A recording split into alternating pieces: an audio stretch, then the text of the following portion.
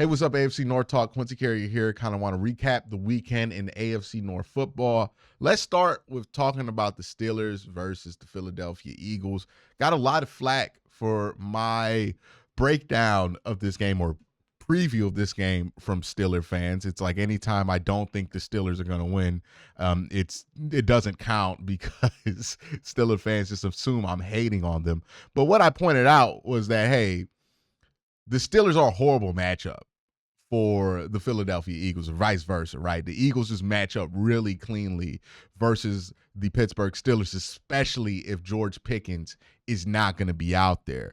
I mean, that's exactly what happened in this game. The Eagles were able to kind of kill the Steelers passing attack. I think they had like one solid drive in this game, really. I think everything else came off of turnovers for them. That was something I pointed out when the Steelers played the Browns last week, which was, hey, like, yeah, they put up points without George Pickens, but that's an easy point to fool you because they really got a lot of those points off of short fields versus the Browns. And they got those points after the Browns defense basically like kind of packed it in because the Browns weren't making any field goal kicks down the field, and that kind of blew the momentum that the Browns had. Like, I thought it was a fool's goal performance by the Steelers offense without George Pickens. And this is why I thought it was fool's goal, because when you match up against a team that's actually able to defend you, actually has the motivation to defend you, it's going to look a lot different. And that's what happened in this game. Philly just out physical Pittsburgh on both sides of the ball. I thought they were especially impressive on the offensive side. I know I got into an argument with Steeler fans about Joey Porter Jr. and what he was going to be able to do versus A.J. Brown and how he's got the perfect style to lock down A.J. Brown. Would anybody care to tell me that that is the case right now? That Joey Porter Jr. has the perfect skill set to lock down A.J. Brown? Does anybody want to stand up and claim that take? I'll wait. Come on, claim the take. You was bold to say it when you was mad at me for saying it during the preview. Come up here. Claim your take, sir or ma'am. Okay. All right. Nobody claimed it. All right. That's cool. But you know who you were. Yeah, it's just one of those things where you just look at this game on paper. Steelers don't match up well. Now, does this affect how I feel about the Steelers overall? I still think they're a team that's capable of winning a playoff game.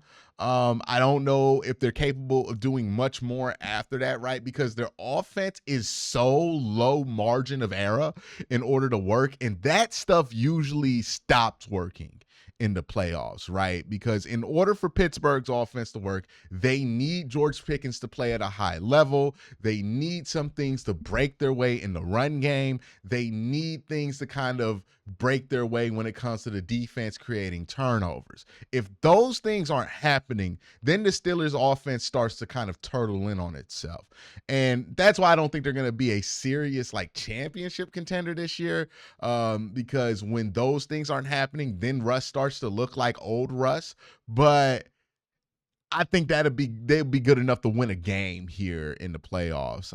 So I don't think my opinion of them has soured. I still kind of sit right where I was. If they had won this game, then I think my opinion of the Steelers would have changed a bit, because I'm like, hey, if you're able to beat a team without your best player when you don't match up well and they're playing well, then that's going to be something spectacular. But they weren't able to pull that one off. The score was closer than what this one felt like. The Eagles dominated this game from cover to back. Basically just controlled the game. There was one little moment where Pittsburgh kind of fought back at the end of the first half. But after that little flurry, Eagles took control of this game and never really let go after that. So, yeah, this is exactly what I thought would happen with the Steelers and the Eagles. And I think, if you're not wearing the black and gold goggles, which again, like if you are a Steelers fan, you are entitled to view this in the most optimistic, positive way for your team, especially when they played as well as they have. So I'm not like ragging on you for thinking that. I'm just saying, like, anybody from the outside looking in could have saw this game, saw the problems for Pittsburgh, especially without George Pickens. And it's like why I think Pittsburgh is a playoff contender. They're a contender to win a playoff game. But after that, it starts to get a little bit iffy. Let's talk about the Browns. They lost to the Kansas City Chiefs. 2 words, quarterback play. Is that 2 words or 1? Do we count quarterback as 1 word or 2 words? I don't know. But that's what the Browns have a problem at. When the Browns get decent quarterback play, they're able to beat good teams. When the Browns get bad quarterback play, they're not going to beat any team. So that's what the focus needs to be with the Cleveland Browns. Right now, they're not a good team, but, the defense played very well versus Kansas City. They were able to hold Kansas City to really, 14 points. Kansas City got 7 of their 21 points after a James Prochet muff punt. So the defense is showing signs of being better. Mike Hall looks like a serious player for the Cleveland Browns. So, I got no complaints about the defense in this one. Quarterback play was abysmal. Jameis Winston dropped in a season of bad quarterback performances. In the season of some of the worst quarterback performances I had ever seen, Jameis Winston dropped the contender for Stanker of the Year. That's how bad it was, man. Like I have seen 2024 Deshaun Watson play the Commanders this year. One of the worst games I ever looked at on tape. And Jameis Winston dropped one so bad, I'm like, damn, is it going to dethrone it? Stanker of a game. This is the first game Jameis Winston played where I'm like, that's actually competitive with how bad Deshaun Watson was in the first 7 weeks of the season. It was honestly nostalgic, to be honest with you. Really, Jameis Winston, if you've ever wondered what a Deshaun Kaiser game felt like, that's it. That's exactly it. That was a Deshaun Kaiser performance from Jameis. We'll see what the Browns do next week. I think they're going to start DTR versus the Bengals just cause, right? See if they got something there. And when that doesn't work out, then they'll probably go to Bailey Zapp or whatever. They're going to limp out this season, man. It's not going to be pretty for the Browns. But the real focus for the Browns now is the offseason because you're a 3-win team in December, and the focus should be on how do you make sure you're not this awful, this much of an embarrassment next year. And I think that's really where Cleveland should be at. Ravens. Does Lamar Jackson have a chance to win the MVP is the question I asked after watching this game. He had 5 touchdowns in this game. Again, it's the New York Giants. At one point, they had the boy TB12 in there, and I do not mean Tom Brady. I mean his evil twin, Tim Boyle 12, who is actually one of the worst college quarterbacks to have a NFL career. Go look up Tim Boyle's college stats, and then come back to the comment section and ask yourself this question: how the hell did he get in the NFL? And realize that one of them years he was in the FCS and he was putting up them numbers. But yeah, Tim Boyle got in this game, which tells me it got bad for the New York Giants in this one. My question is, does Lamar Jackson have a chance to win the MVP? It's going to be tough. It seems like the energy has gone to Josh Allen, right? But every time the energy goes to Josh Allen for MVP, he does something that makes people not want to give him the MVP. We'll see how he finishes the year, but I think it's going to be hard for Lamar to get that 3rd MVP and repeat as MVP this year, simply because that's what he has. That's what he's going to be asked to do, right? The bar for him to get his 3rd MVP and a repeat MVP is going to be much higher than the bar is for Josh Allen. And right now, statistically, if you count the rushing touchdowns and passing touchdowns, they're about at the same. If you count all of their turnovers, they're about at the same. And being the same as Josh Allen is not going to be good enough for Lamar Jackson to win a 3rd MVP. He has to blow Josh Allen out the water, or Josh Allen has to do something that makes you not trust in him, or the Ravens have to be the outright division winner to even really have a chance. This is a year where I don't think the Ravens are going to win the division. I think Pittsburgh's going to lock that up. I don't think that the Ravens are going to be able to be more than a wild card seed.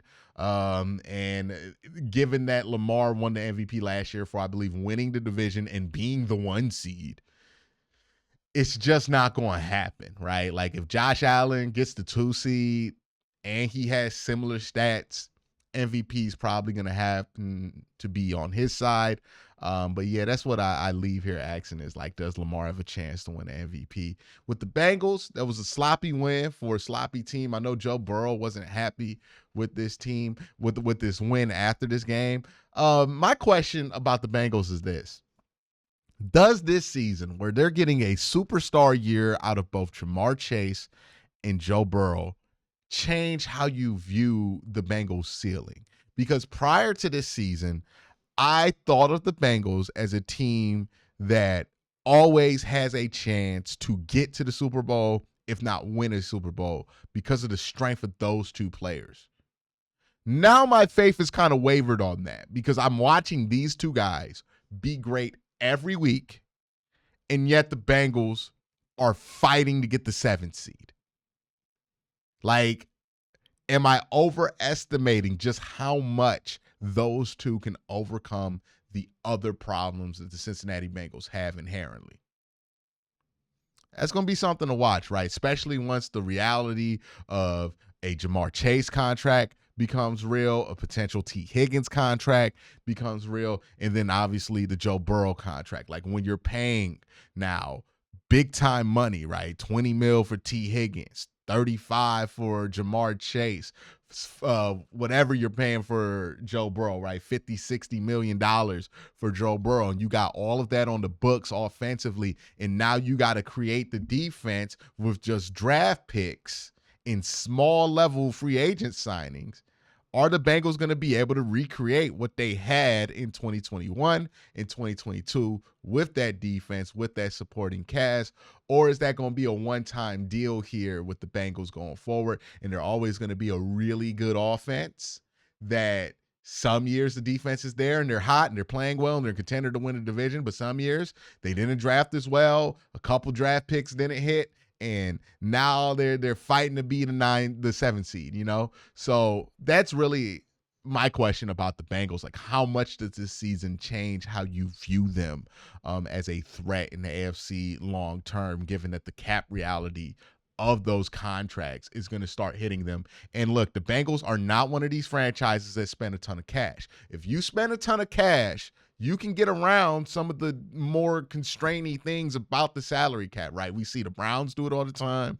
The 49ers do it. The Eagles do it. The Bengals do not spend cash like that. They're actually one of the lowest in cash spend in the NFL. They don't love to spend cash. So that's the case. That cap reality is going to be really real for the Bengals. Question's going to be, what's the future going to be like? Is it going to be totally reliant on Duke Tobin's ability to draft? If that's going to be the case, I think they're going to be an inconsistent contender for the next 10 years. Instead of the instant, always 10-win team that I think they should be when you have a quarterback and a wide receiver that are that good. We'll see. We'll see. I mean, they're putting up Tom Brady, like Tom Brady, not the first year Tom Brady, Randy Moss numbers, but like they're putting up Tom Brady, Randy Moss numbers at times and like fighting for the 7th seed. I don't know how to process that. Like, is this defense just that bad and it can't be as bad as this ever again? Or is this kind of a realistic possibility every once in a while for the Cincinnati Bengals? That's a real question. It's a real question. I don't know the answer. But that's my view on the AFC North. Let me know what you think in the comment section down below. Y'all have a great day. Having a better night. Peace.